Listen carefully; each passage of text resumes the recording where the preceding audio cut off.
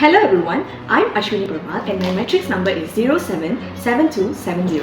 Our report focuses on the sales of goods and real-life business disputes. A sales of goods is when a seller transfers ownership of an item to a buyer for money. Laws like the Sales of Goods Act 1957, as known as SOGA, regulate these transactions to ensure fairness. Buyer must get goods of good quality and fit for their purpose, while sellers must meet the agreed terms. In this case, Teknik Perkasa Sendirian Berhad (TPSB) sold 5 concrete mixers to Bina Maju Sendirian Berhad (BMSB) for 500,000. However, 2 mixers were defective, causing disputes over payment and quality. The issue wasn't when a third party, Pembinaan Utama Sendirian Berhad (PUSB), claimed they were misled about the mixer's condition. This report explores the right and responsibilities of all parties and how SOGA helps resolve such disputes. The first issue is regarding merchantable quality, which is whether BMSB is liable to reject the concrete mixtures and refuse to give the payment under the implied condition of merchantable quality and fitness of particular purpose. According to Section 16 Clause 1 of Sales of Goods Act 1957, there is no implied warranty condition about the quality and suitability of product delivered under a contract of sales subject to this Act and other currently enacted laws. Specifically, Section 16 Clause 1 Clause A states that in cases where the buyers express or inform the sellers of the specific purpose for which the goods are needed, proving that the buyers depends on the seller's expertise or judgment and the goods are of a type that the seller supplies as part of their business, there is an implied requirement that the goods be suitably suited for that purpose. In the case Camel Lead & Co. and Manganese, Bronze and Brass Co.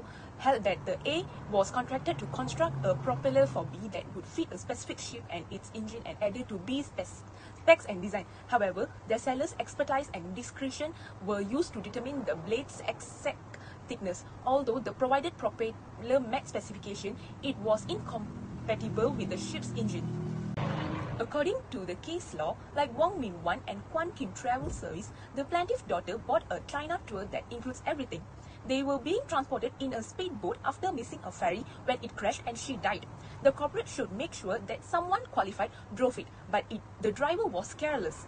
It was held that A was liable for the breach of an implied condition since the buyer had informed the seller of the purpose for which he needed the propeller and relied on the seller's skill and judgment to provide them.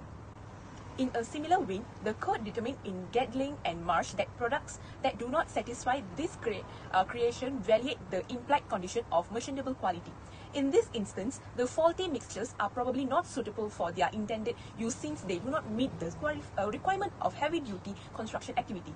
According to BMSB, 2 mixtures are flooded.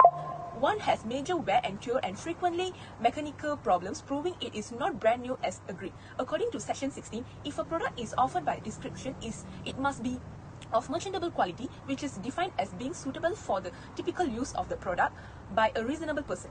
The mixture provided by the BMSB likely do not meet the implied condition of merchantable quality since they are not fit for heavy-duty construction activities as required. The mixture's defects indicate that they are not suitable for their intended use, which further supports BMSB's rights to reject them. Based on the relevant case law that have been stated, BMSB has right to rejecting the concrete mixture due to their failure to meet the implied condition of merchantable quality and fitness for a specific purpose as outlined in Section 16 of Sales of Goods Act 1957. Therefore, BMSB should proceed with rejecting the mixtures and withholding payment based on these grounds. A very good day everyone. My name is THIVYAN and my matrix number is 078262. Today I will be explaining the second legal issue of our case, which is acceptance of goods. The issue under Section 42 of Sales Goods Act 1957 is whether BMSB's retention and use of the concrete mixers for its initial project were constituted an acceptance of the defective goods. Section 42 of the Sale Goods Act 1957 states that the buyer is deemed to have accepted goods when they retain them after having had a reasonable opportunity to inspect them, or if they act in a way that suggests they have accepted the goods. Specifically, it provides that a buyer may be considered to have accepted the goods if they do not object to the goods after a reasonable opportunity to inspect them. However, acceptance can be contested if the buyer has not given a proper opportunity to inspect, or if they have expressly rejected the goods or made it clear they do not accept them. Relevant to the case is Wali and Web, in which the legal issue discussed in the case was whether the buyer's use of the defective machine meant he had accepted the machine under the law, which would prevent him from rejecting it later. The court decided in favor of the buyer Web, ruling that its use of machine did not count as exempted. Another similar case is Ashington case, in which the House of Lords ruled in favor of Ashington Piggeries, stating that the buyer had not accepted the fish meal even though they had used it. In this case, if BSMB can demonstrate that it did not have a proper opportunity to inspect the mixes, or that it clearly communicated its dissatisfaction with their condition, it may successfully argue that it has not accepted the goods. This would allow BSMB to reject the mixes and seek remedies without being bound by any acceptance claim. To conclude, relating to the relevant case law and the evidence, BSMB's retention and use of the concrete mixes do not necessarily constitute acceptance under Section 42 of the Sale of Goods Act 1957, as long as BSMB can prove that it did not accept the defective goods due to their unsatisfactory condition and communicated this to the seller. It retains the right to reject them and seek remedies such as replacement or refund. Thank you. Assalamualaikum warahmatullahi wabarakatuh. My name is Muhammad HAFIZAN bin YUSUF. My metric number is 076676. So today I will discuss the third issue based on the question, which is whether BSMB acquires ownership upon full payment and if the risk transfers upon delivery. So in this case, BSMB act as the buyer. Meanwhile, the TPSB act as the seller. So this is related to Section 26 and Section 31 of the Sales of Goods Act 1957. Okay, so what does these two sections explain about? So the Section 26 explain that the seller bears the risk until the ownership being transferred to the buyer. Okay, so it clearly means that the seller bears the risk until the ownership has been transferred to the buyer. Okay, so what about Section 31? Okay, so it clearly explains that the seller must deliver goods and the buyer must accept and pay as per contract terms. Okay, so meaning that the seller must deliver the goods as per stated in the contract. Okay, it cannot breach by delivering broken items and so on.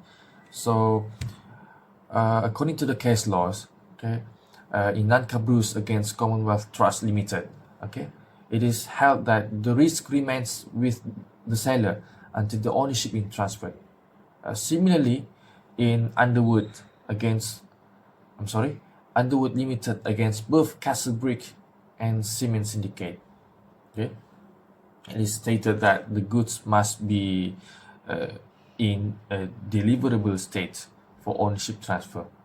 So the case laws and the acts have a relationship. Okay, so relating to the laws and the case that I've just discussed, okay, so the ownership remains with TPSB until BSMB pays the remaining 300,000 ringgit, and the risk will be transferred to the BSMB as the buyer. But unfortunately, TPSB as the seller has breached Section 31 by delivering defective mixes, okay, failing to fulfill the requirements for a deliverable state, as I have mentioned in Section 31. Okay, so the ownership transfers after full payment but TPSB remains liable for defective goods. Okay, breaching Section 31, and the ownership transfers is delayed mixes.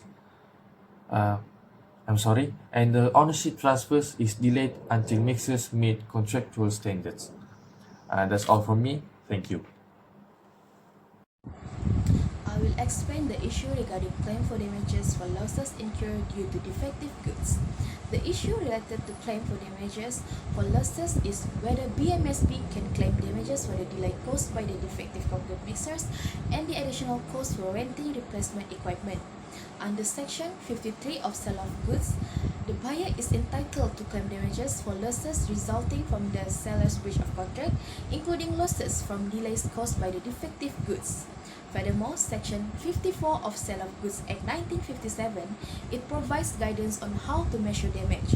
It states that damage should cover the loss directly caused by the breach of contract and any other loss that can be reasonably expected to arise from it. Additionally, Section 55 of Sale of Goods Act 1957 allows a buyer to refuse to pay if the goods are defective and do not correspond to the agreement. It imposes a duty on BMSB to mitigate the losses resulting from TPSB's breach. In Kway Tek Chow against British traders, the court held that failing to meet the shipment deadline was a serious breach of contract, and this breach could not be excused. It ruled that K, the buyer, could claim damages for any loss directly caused by B's breach of contract. In Hadley against Baxendale, the court ruled that damages can only be recovered if they either naturally arise from the breach or were foreseeable to both parties when the contract was made.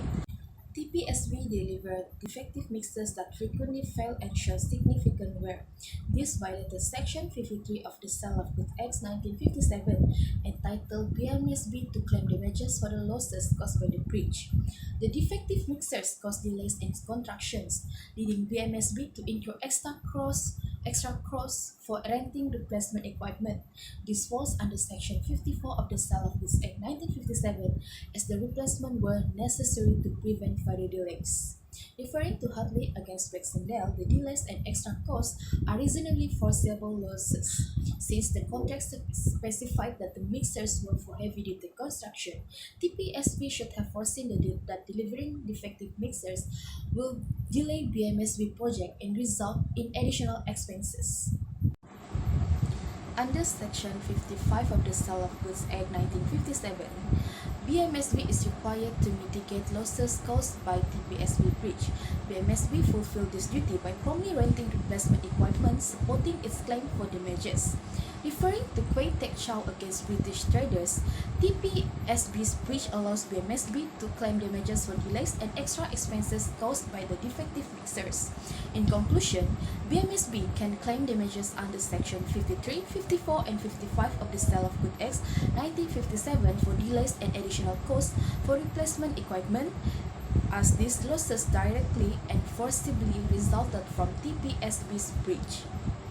The fifth issue is whether BMSB is liable to PUSB for misrepresenting the refurbished defective mixer as new. In Section 14A, Sale of Goods Act 1957, the seller must have the right to sell the goods at the time of sale or in the case of an agreement to sell at the time the property is to pass. Section 18, Sale of Goods Act 1957, when goods are unspecified in the contract, the buyer does not gain ownership until the goods are determined. The case law that can be referred to this case is Rowland and Dibble. The plaintiff bought a stolen car and returned it to the rightful owner. The court ruled the implied condition of title was breached as the defendant had no authority to sell. The plaintiff terminated the agreement and received a full refund due to lack of valid consideration, which is no legal ownership. Case of Witt and of Flanagan, the defendant failed to update the claimant about changes in circumstances that made a prior statement untrue, constituting misrepresentation. The court nullified the agreement, emphasizing the duty to disclose changes to goods descriptions before a contract is finalized. Besides the case of Redgrave and Heard, the claimant made a significant misrepresentation and the defendant was presumed to rely on it despite not verifying the truth. The court ruled the defendant could resign the contract and claim damages, affirming a buyer's right to cancel contract based on misrepresentation. Lastly, Dimick and Hallett, the defendant entered into a contract due to serious misrepresentation about potential rental income from land. Despite unrelated binding disputes, the court allowed the defendant to terminate the contract based on the deception. In the application regarding Section 14A and Section 18 of the Sale of Goods Act 1957, BMSB breached their duty to transfer valid ownership and disclose the mixer's actual condition. On the other hand, referring to the case law of Rowland and Dibble, PUSB can avoid the sale and seek a refund due to BMSB's inability to transfer valid title.